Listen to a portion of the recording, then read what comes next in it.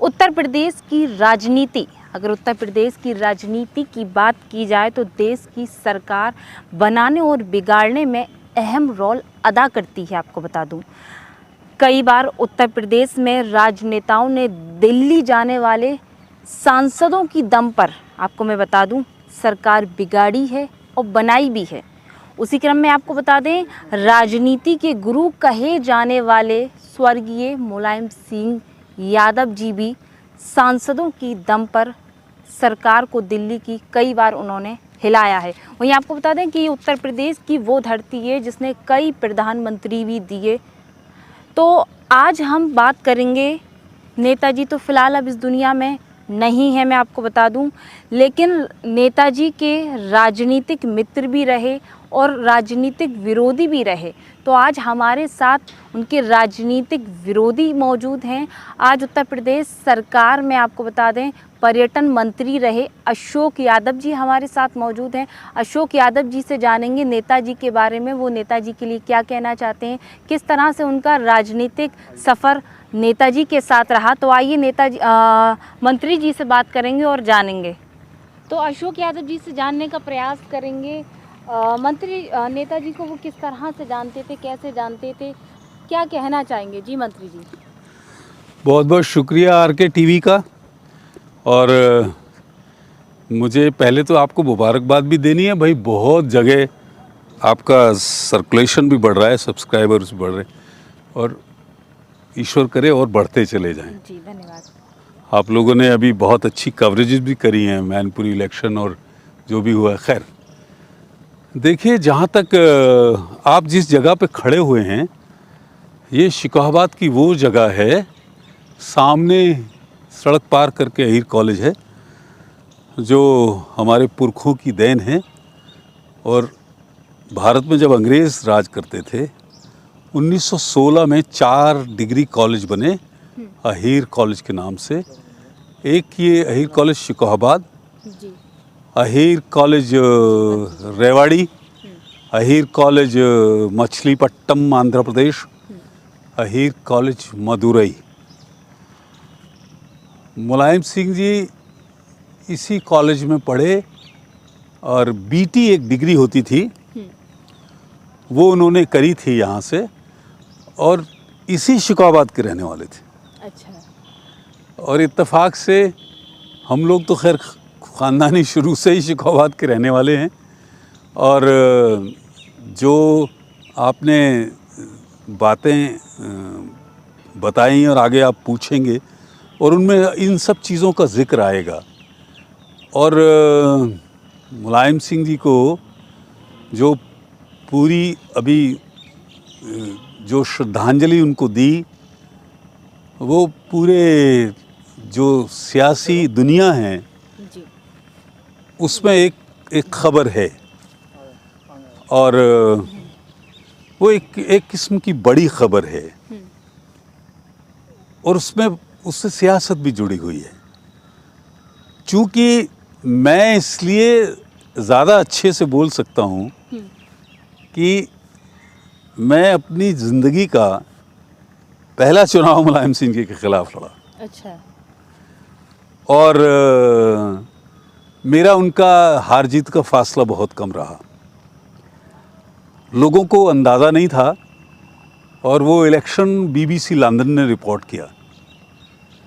हालांकि बहुत election commission की अहमियत नहीं थी, बहुत मामूली अंतर रहा मेरा उनके बीच में। खैर वो इतिहास है, लेकिन ये बहुत लोगों को पता नहीं कि वो शिकोहाबाद के रहने वाले थे।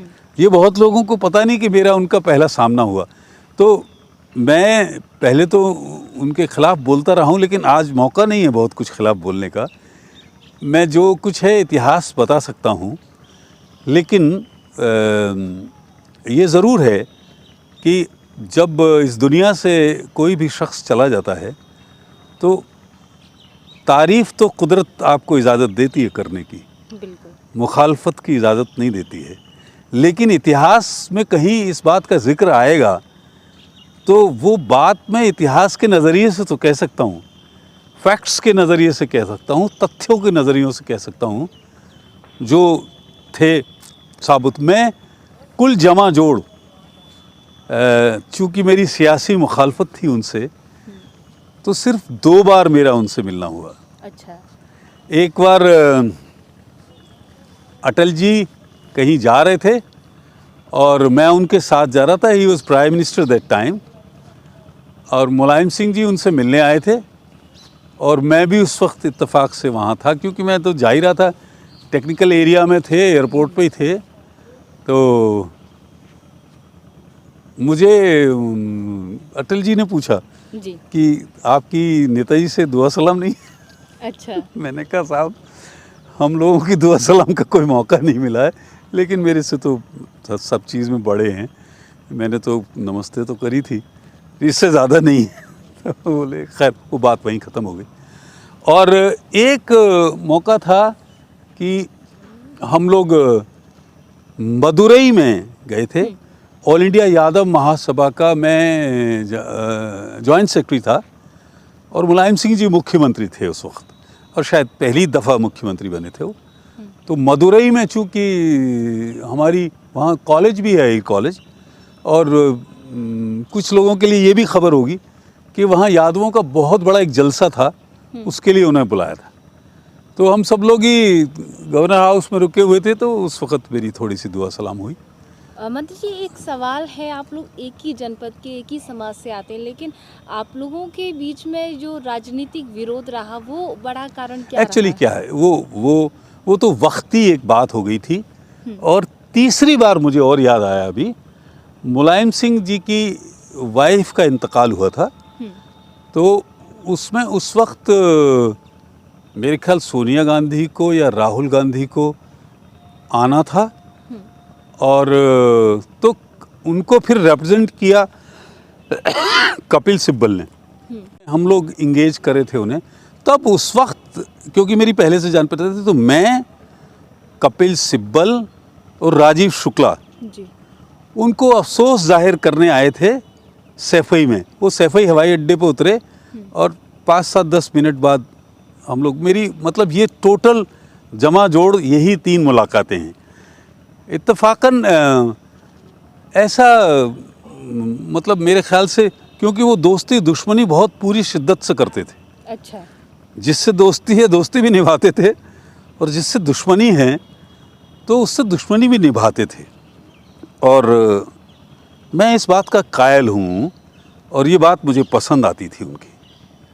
और मेरे ख्याल से मैंने भी कभी उनसे मिलने की कोशिश नहीं करी, और वो मुलाकात हुई नहीं। लेकिन यहाँ नॉर्दर्न इंडिया में अगर ज़मीन से जुड़ा हुआ कोई बैकवर्ड नेता था, उसका नाम मुलायम सिंह था।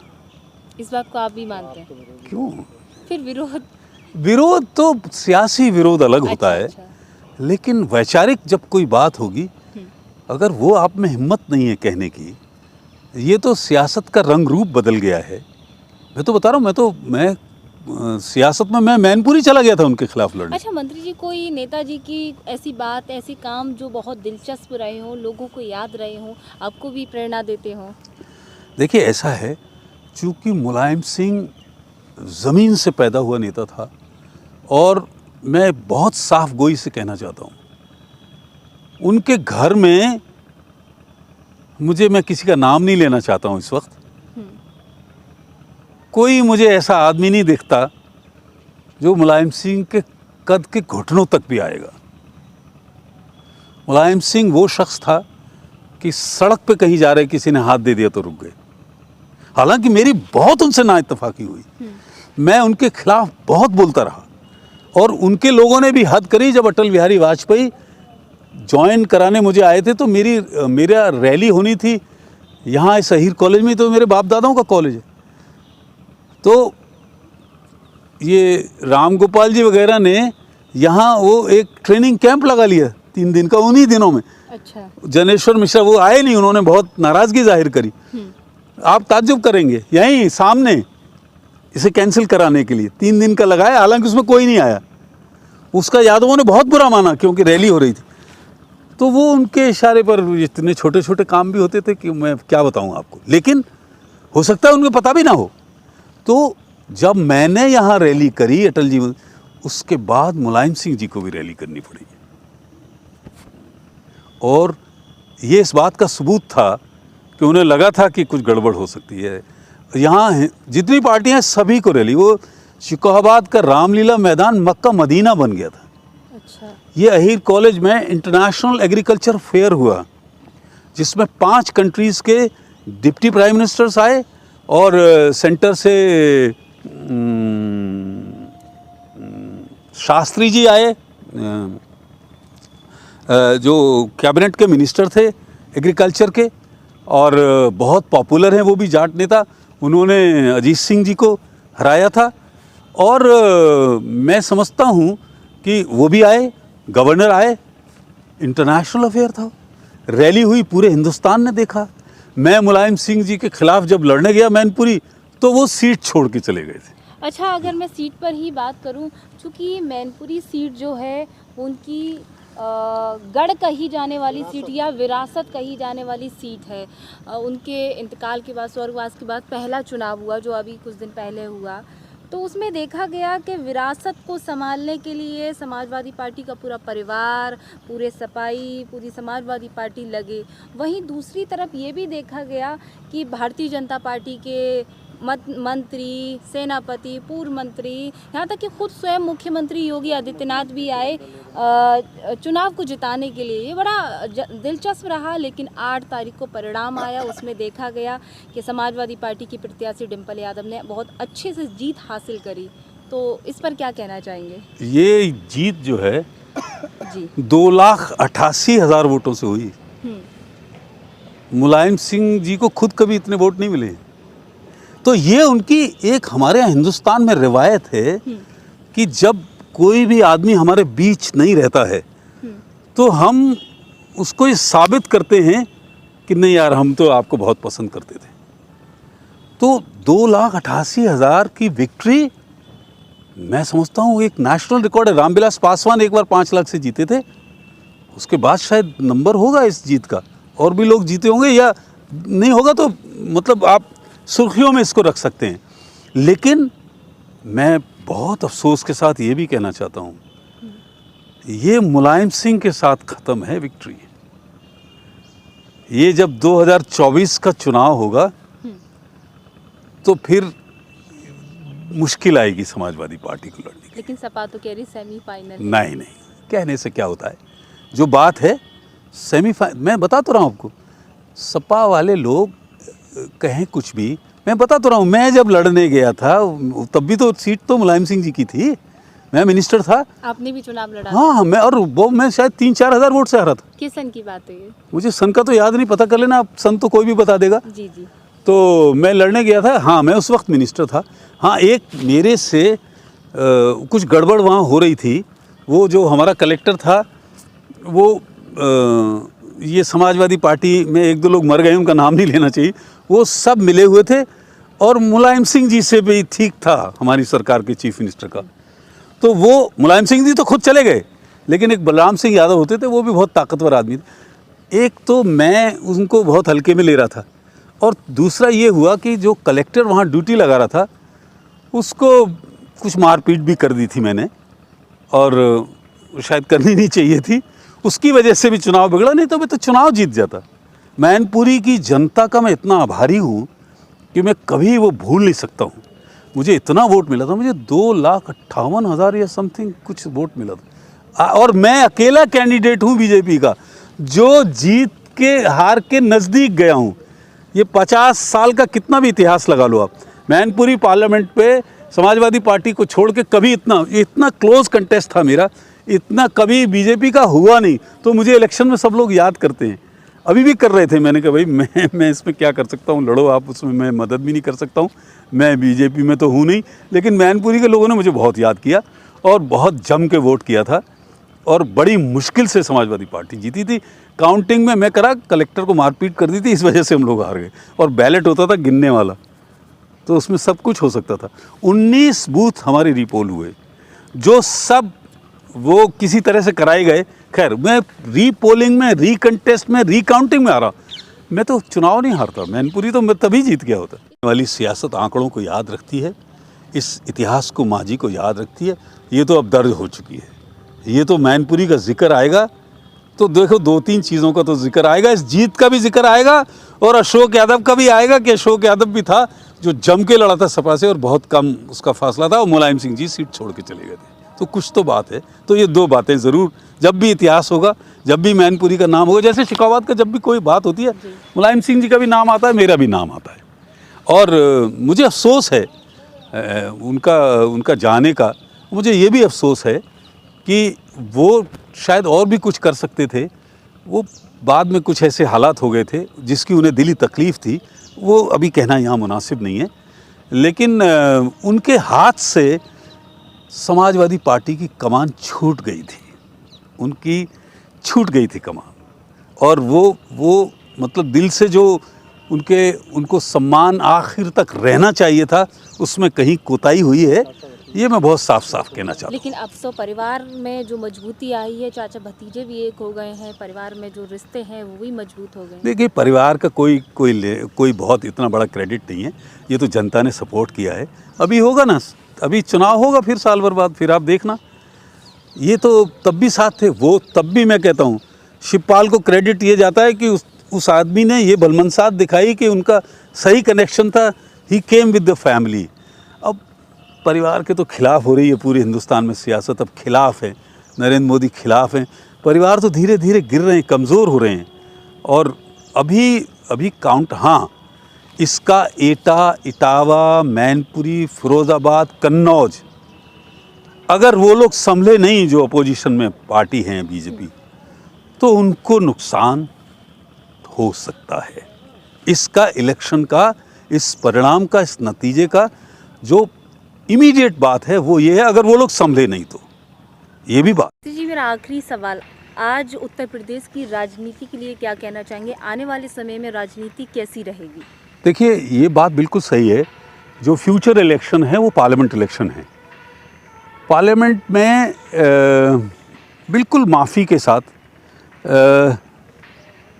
मायावती का रोल कम से कम होता जा रहा है और बाकी जो पार्टियां हैं उनका, अब जैसे आप नाम तो किसी का भी ले लो, लेकिन जैसे अभी लड़ने गए केजरीवाल और ओवैसी वगैरह, ये लोग आ तो जाएंगे कभी किसी छोटे मोटे इलेक्शन में, लेकिन यूपी में तो मुकाबला बीजेपी वर्सेस समाजवादी पार्टी होगा और किसी का, बीएसपी का बहुत रोल रहा नहीं। खुद मायावती ने कम किया है, केजरीवाल का यूपी से कोई लेना देना नहीं है, ओवैसी बीजेपी के लिए काम करते हैं, तो 1 to 1 लड़ाई होगी, इसमें कोई शक नहीं है।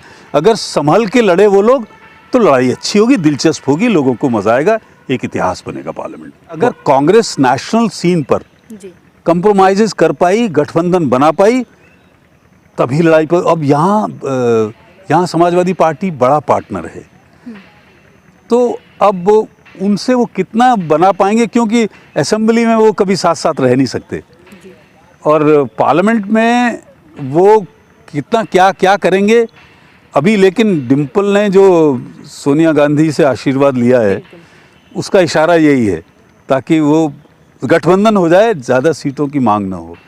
तो लड़ाई तो 1 to 1 होगी समाजवादी पार्टी की और भारतीय जनता पार्टी की। अगर गठबंधन हो गया तो कांग्रेस एक बड़ा रोल अदा कर सकती है। कांग्रेस में आज भी दम है और कांग्रेस का जो यात्रा और निकल रही है, अभी हिमाचल उन्होंने जीता है, तो कांग्रेस खड़ी होकर बात कर सकती है। अगर वो दोनों लोग मिल जाएंगे तो बहुत टफ लड़ाई होगी। तो ये थे अशोक यादव जी, पूर्व मंत्री, जिन्होंने हमें जानकारी दी और ख़ास बात ये कही मुलायम सिंह के बारे में, जो उनकी राजनीतिक प्रतिद्वंदिता रही या फिर मैं कहूँ जो उनके प्रति सम्मान भाव रहा, वो भी उन्होंने बताया। तो ये हमारा सफ़र यहीं ख़त्म हुआ। फिर मिलेंगे इसी तरह की अच्छे इंटरव्यूज़ आप लोगों को दिखाते रहेंगे, अच्छे पॉलिटिकल लीडर्स के आपसे रूबरू कराते रहेंगे। देखते रहें आर के टीवी। नमस्कार। आपके शहर फिरोजाबाद में एकमात्र विश्वसनीय शोरूम एंड ऑटोमेटिक वर्कशॉप। इस दीपावली टीवीएस के साथ मनाए खुशियां। दमदार गाड़ी, बेहतर माइलेज, 1 लीटर में 100 किलोमीटर से अधिक शान की सवारी, 2100 रुपए की छूट के साथ लकी ड्रॉ में हिस्सा लेने का मौका। 60 से अधिक देशों ने जताया भरोसा। मात्र 3,999 देकर घर ले जाएं XL 100 मोपेड। पधारे मां सरस्वती देवी TVS CL जैन महाविद्यालय के सामने, निकट महाराष्ट्र बैंक, गणेश नगर, नगला भाऊ, फिरोजाबाद। Mobile number 9520966646, 9520966649।